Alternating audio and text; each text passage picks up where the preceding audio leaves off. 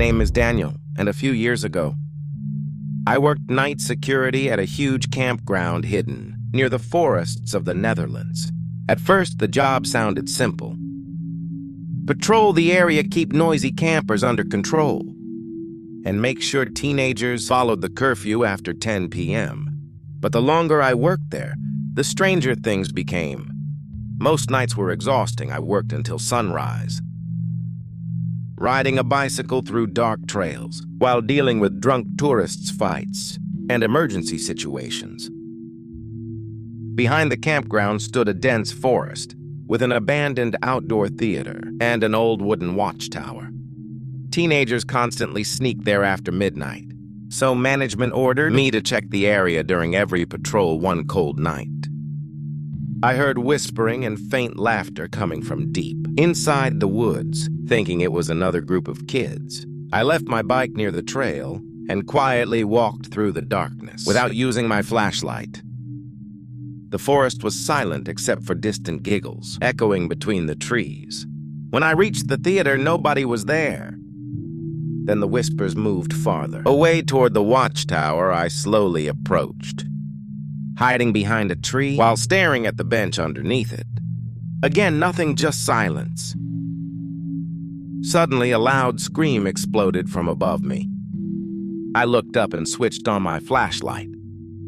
A dark human-shaped figure dropped from the tower head first at terrifying speed. It slammed into the ground only a few feet away from me. But when I pointed the light down, there was absolutely nothing there. No body, no footprints, nothing. And that was the exact moment I realized I might not have been alone in that forest. But what the campground worker told me afterward made the entire encounter even more terrifying.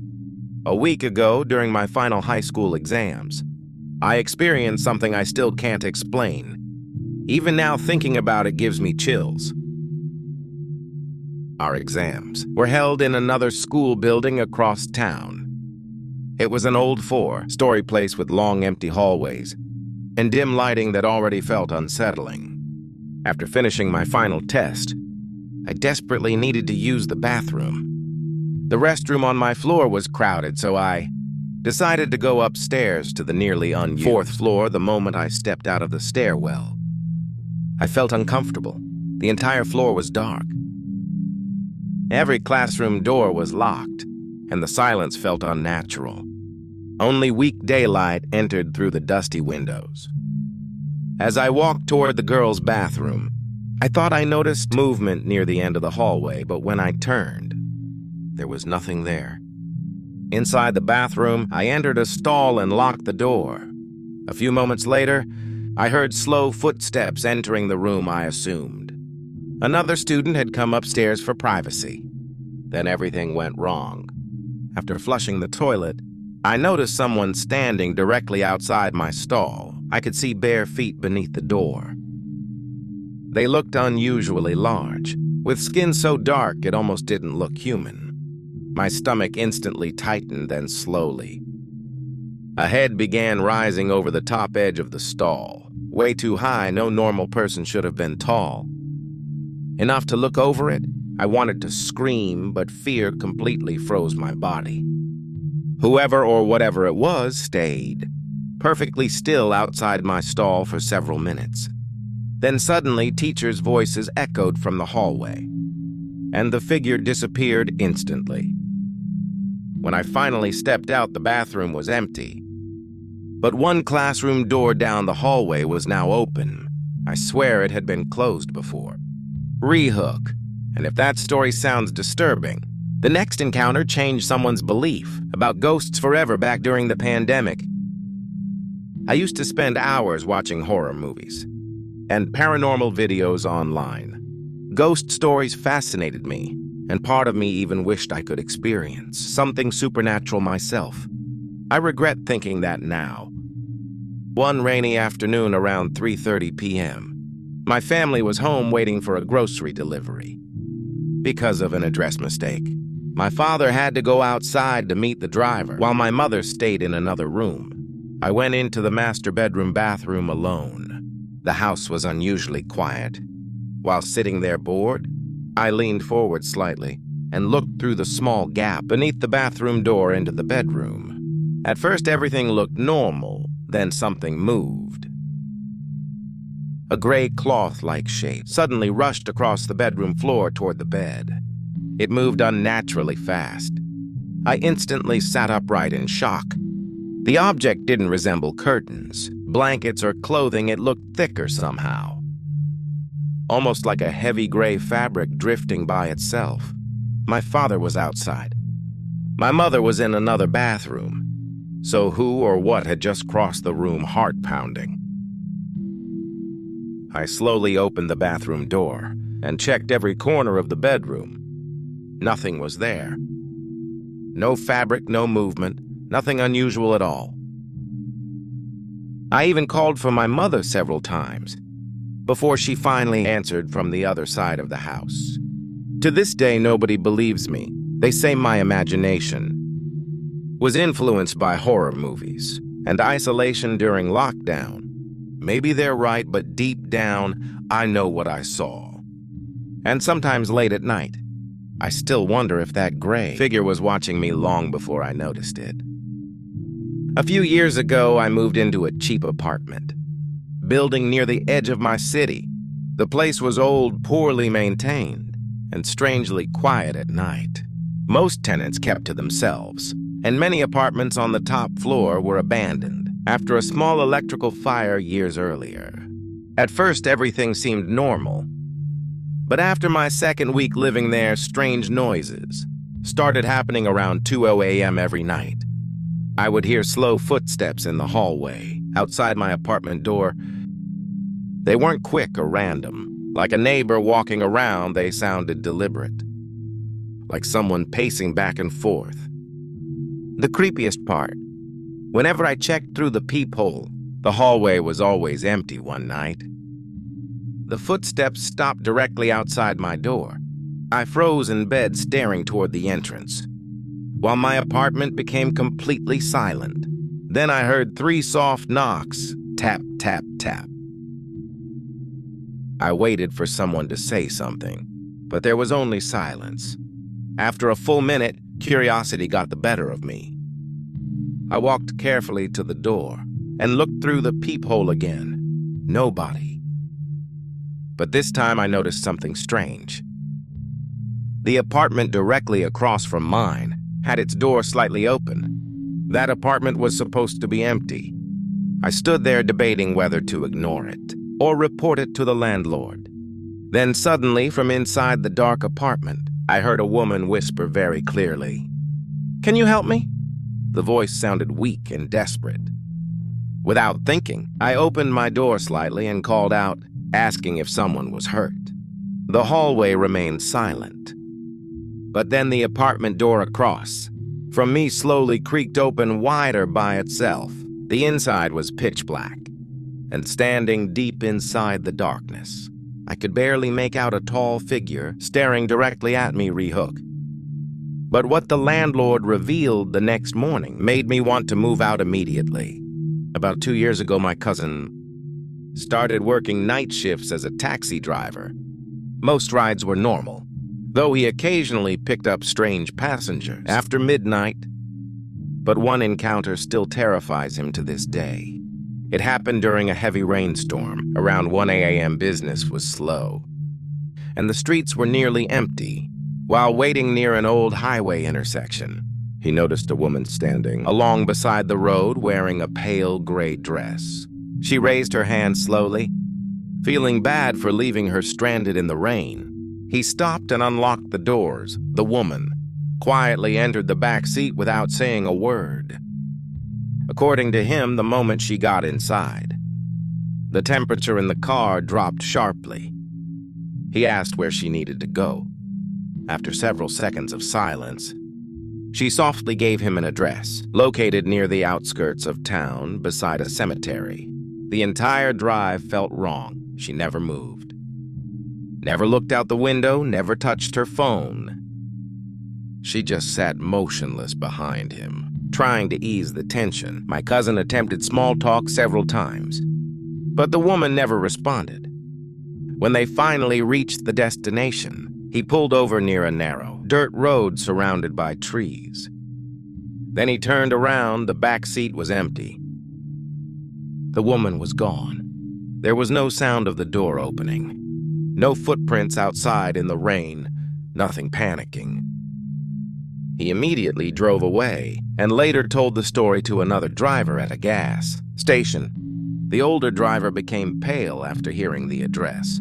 Apparently, years earlier, a young woman had died in a car accident near that exact intersection while trying to get home during a storm, and according to local rumors, when I was around 12 years old, I used to stay up late playing games in my bedroom.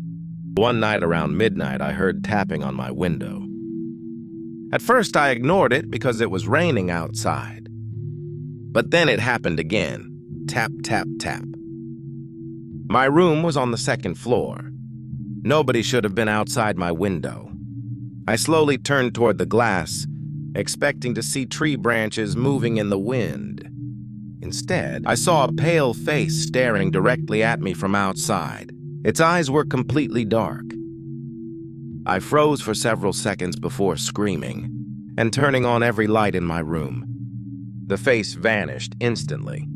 The next morning, my father checked outside and found muddy handprints beneath my window. But there was no ladder, no balcony, and no possible way anyone could have reached that height. I thought that was terrifying.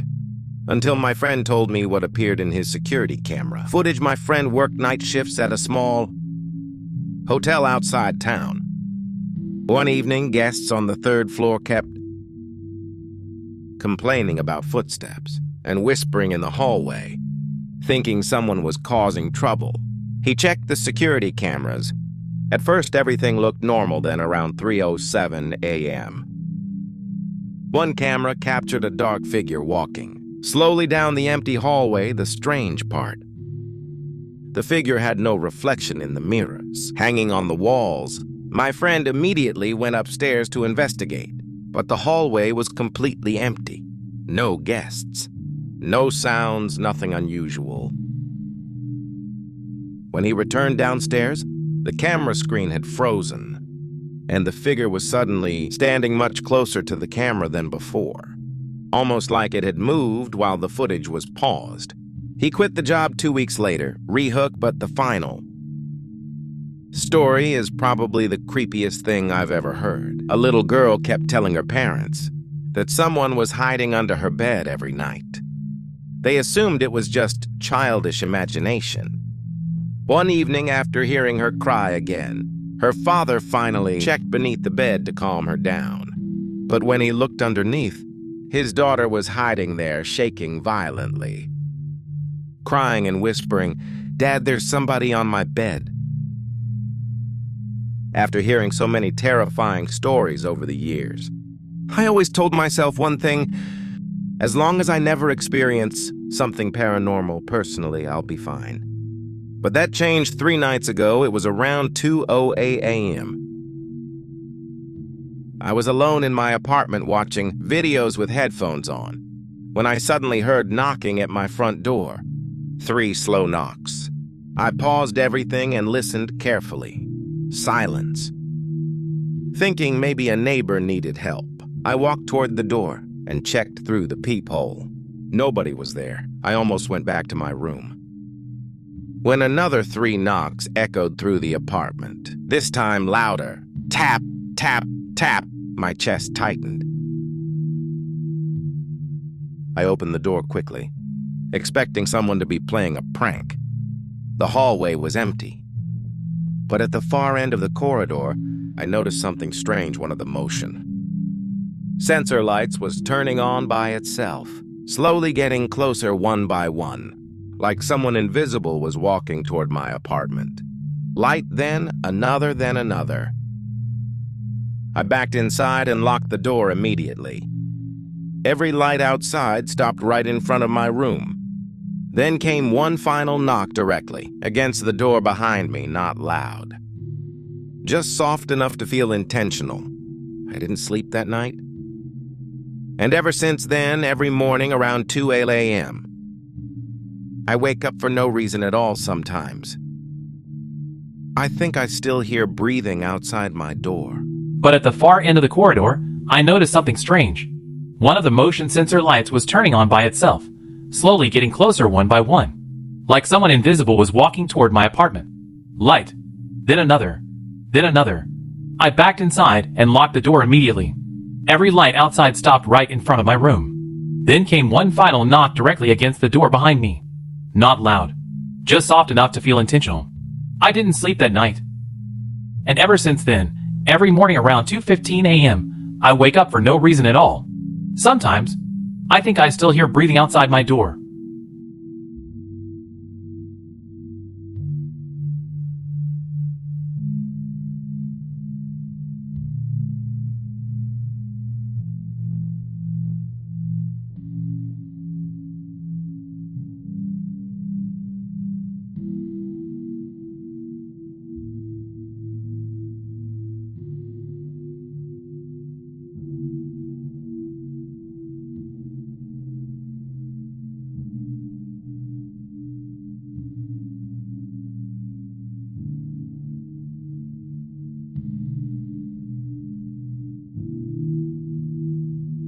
It was a staircase leading down into complete darkness. Not dim, not shadowy. Total black, you couldn't see anything at the bottom. Instead of going first, Marcus stepped to the side of the door and said after you. Kara looked at him. Why would we go down? He laughed and called her silly. She told him we weren't moving another step forward. I stepped in and asked him to lead the way. He paused just a second too long and then agreed. He took one step down, maybe two, then said he needed to make sure the door locked behind us for safety reasons. He came back up, reached for my arm gently, and began guiding me toward the stairs. Kara screamed and shoved him hard. He stumbled. My arm came free. She looked at me and said, "One word, run." We sprinted. Through the hallway, back through the cell block, through every door we'd come through the entire way. There was no sound of footsteps behind us. No shouting. Nothing. The silence was almost more terrifying than the noise would have been. We made it out the front door and ran all the way to the car. We drove for several minutes in complete silence before either of us spoke. The entire drive home, we checked the mirrors. Over and over.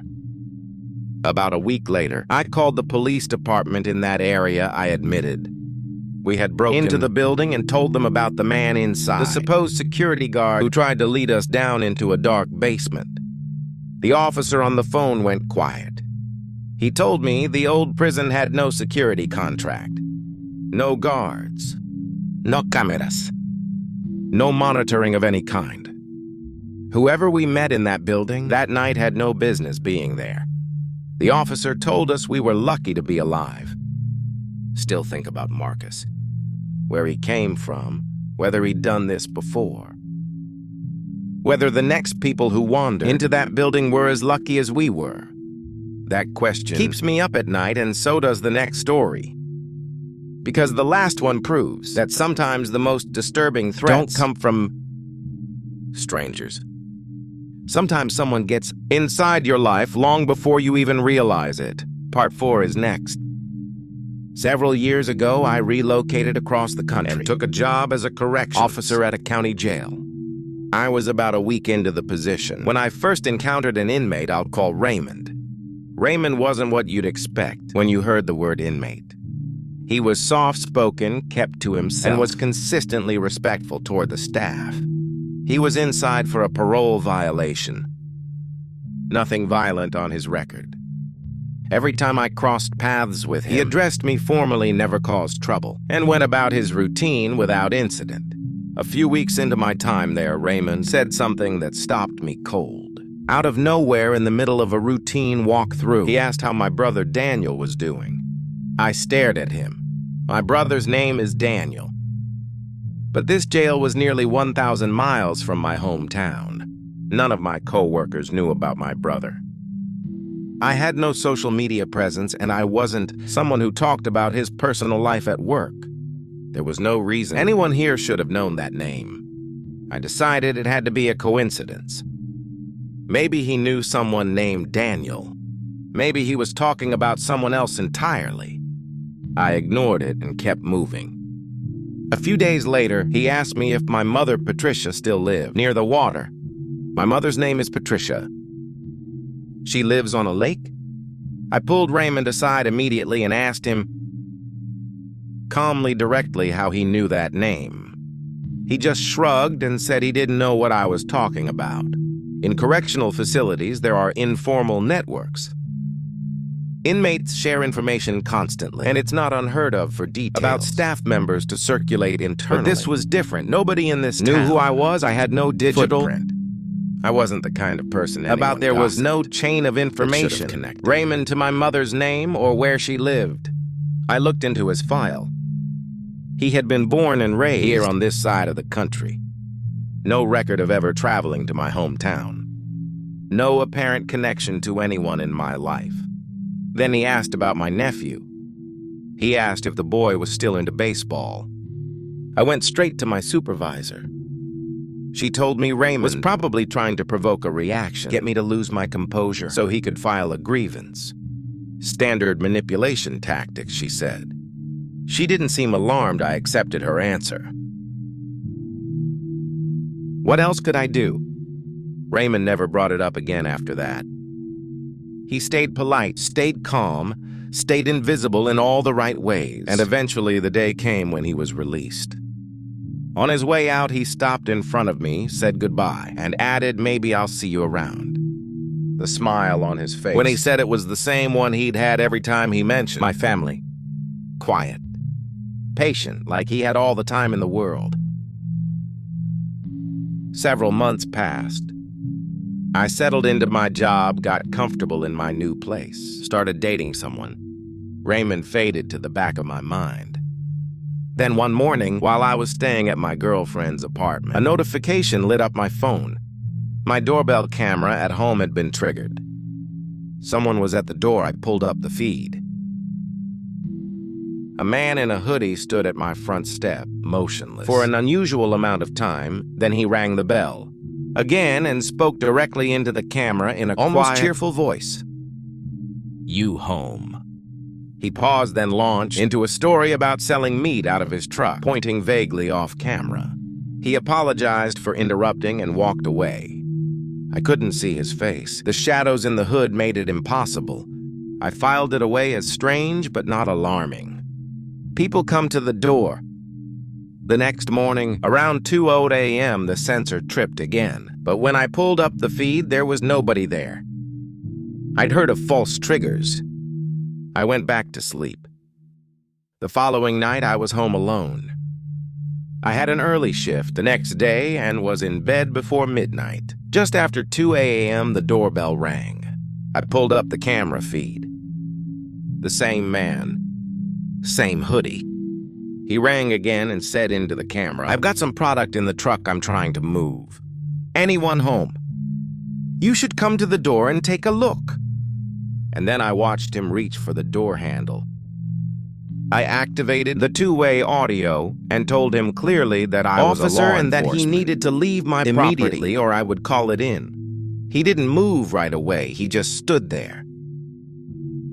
Then slowly he tilted his head up and I saw his face. It was Raymond. He wasn't running. He wasn't panicked. He just turned around calmly and walked away down the street. I watched the entire feed. He never got into a truck. He never got into any vehicle. He just walked. And kept walking until he disappeared into the dark. I called my brother, Daniel, the next morning and described what happened. Sent him a photo. Daniel had no idea who Raymond was. Had never seen him before. I looked deeper into Raymond's file. No known family. No listed address. And when his parole officer attempted to check in at the address Raymond had provided, he wasn't there. Hadn't been. I told myself that was the end of it. About a month later, someone rang the doorbell at my girlfriend's house at 10:30. At night, I answered it. Nobody was there, but when I looked down the street, I saw a figure walking away, similar height and build to Raymond, though it was too dark to be certain. I called after them. They didn't react, didn't turn around, just kept walking at that same unhurried pace. I went back inside and told my girlfriend it was probably nothing. I stayed up the rest of the night. Nobody came back. I never found out what happened to Raymond. He fell off the grid completely. No new arrests, no confirmed addresses. That should probably feel like relief. It doesn't. What haunts me isn't the visits to the door. It's the 3 conversations in that jail. The ones where he said my brother's name, my mother's name, my nephew's hobby, and I still have no explanation for any of it, no chain of information that makes sense. No logical source. I've never stopped looking over my shoulder. And I've never stopped wondering what he knew that I still don't.